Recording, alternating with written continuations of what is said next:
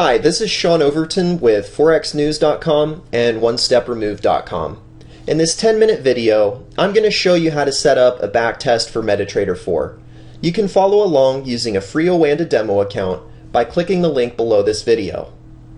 Once you've opened MetaTrader and decided that you need to run a backtest, the first step is to get historical data.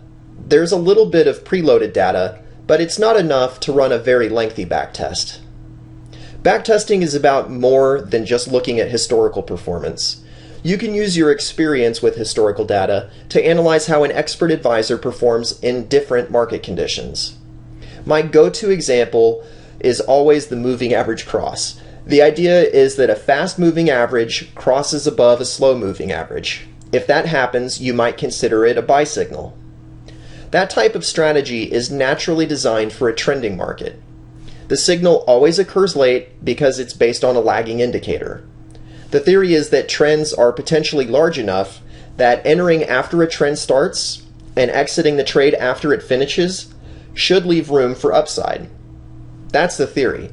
Markets range trade about 70% of the time. If the market isn't trending and you're running a trend trading strategy, I can tell you right now that your trending strategy isn't likely to do well if no trend appears. Backtesting offers insights into how your expert advisor behaves when the market doesn't go your way. It helps you plan for downside scenarios, and if you do it properly, backtesting can aid you with developing realistic performance expectations. I'm assuming that you've already installed the expert advisor that you'd like to test. If you haven't done that, Forex News has another video available showing you how to install the EA. You need to load data for the currency pair you wish to test before you start running tests. It's exciting to analyze the markets, but the tests are only as good as your data, so don't jump ahead. I like gold, and that's the chart I've chosen here.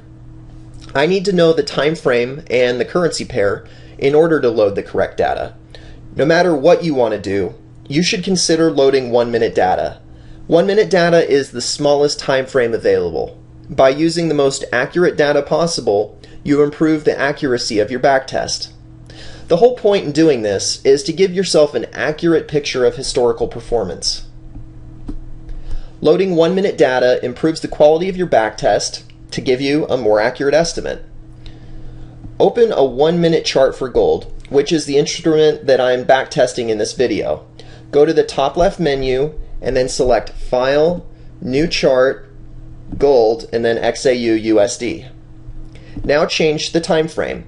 Select the M1 option from this menu strip or go to Charts, Periodicity, 1 minute. We need to turn off auto scroll now that the chart is open. Push the button at the top with the little green triangle. It resembles a play button. You can also right click on the chart and choose Properties, or push F8. Select Properties, then Common. If there is a check next to Chart Auto Scroll, uncheck it. Now that the chart is open, go to Tools and then Options. Choose the tab labeled Charts and look down here at Max Bars in History.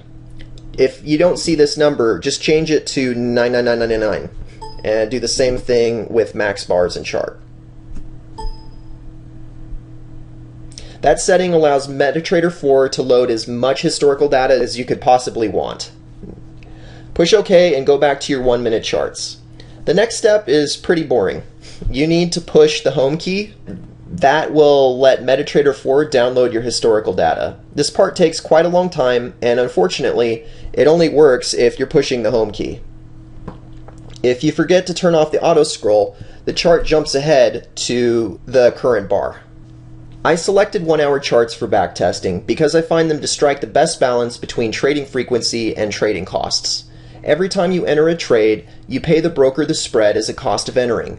When you trade hyperactively on M1 charts or M5 charts, it's incredibly difficult to trade with any sort of edge. The costs of trading are simply too prohibitive. The chart I'd like to backtest is the 1-hour chart. So I need to repeat this process by scrolling back on the 1-hour charts until I've loaded enough data to cover the duration of my testing period. Change the chart time frame like this, confirm that auto scroll is off, and then push the home key until the dates extend beyond your testing window. We've finished all the legwork. We can skip the data loading step for any future tests involving 1-hour gold charts. If you decide to test another currency pair or time frame, then you need to follow this data loading process. Let's move on to loading our EA in the backtester and choosing our settings. I'm going to use the MACD sample EA because that's found in everybody's MetaTrader. I know that everyone watching this has this EA already loaded on their computer. The work we've done so far is for XAU USD, gold, on 1-hour charts. Select that option from the drop-down menu. You're asked to select the model. This relates to how quickly and accurately you want the test to run. Your selections can enormously impact the test results. Expert advisors run sequentially through time. If you took all price history available throughout the day, which is commonly known as tick data, it contains tens of thousands of prices every single day. Condensing that information into blocks of time makes that data far more legible and easier to analyze. The display method can vary. Candlesticks, bars, lines on the chart, they all represent at least one common element. The start or open price of the time period and the end or close price for the time period. I casually refer to these discrete time elements as bars. You should assume that I mean a 1-hour period of time for this video. If you have a strategy that runs intrabar, meaning that your EA opens trades without waiting for the bar to close, you absolutely must use every tick. Otherwise, the backtester is forced to make assumptions about the price's behavior. This can create serious discrepancies between the modeled performance and what should have happened historically. Every tick is the most accurate option available, but it's also the most time-consuming. EAs that trade only at the open of a new bar can get away with either using control points, so long as the stop loss and the take profit don't face the risk of getting hit within the same bar. If either your stop or take profit can possibly get hit within a single bar, the backtester may confuse which was struck first, the stop or the take profit. This again can create huge discrepancies in the reported results. The backtester might say you won when you lost, and vice versa. All of this is a long way of telling you to use every tick unless you have a compelling reason to do otherwise. I don't recommend any backtests using open-only prices. The modeling errors always come out too severely, and the test is useless for analysis. Use data allows you to control the start and end date for the test. The format is year, month, date. The option on the left is the start date, and the option on the right is the end date. My test will run from September 1st, 2013 to February 1st, 2014. Over here on the right, I can control the chart that I want to look at. Choose H1 as the time frame, which stands for 1-hour charts. Underneath that is the spread. That too can have a substantial impact on the backtest. The spread is a cost of trading. It's critical that your backtest use at least the broker's typical spread or worse.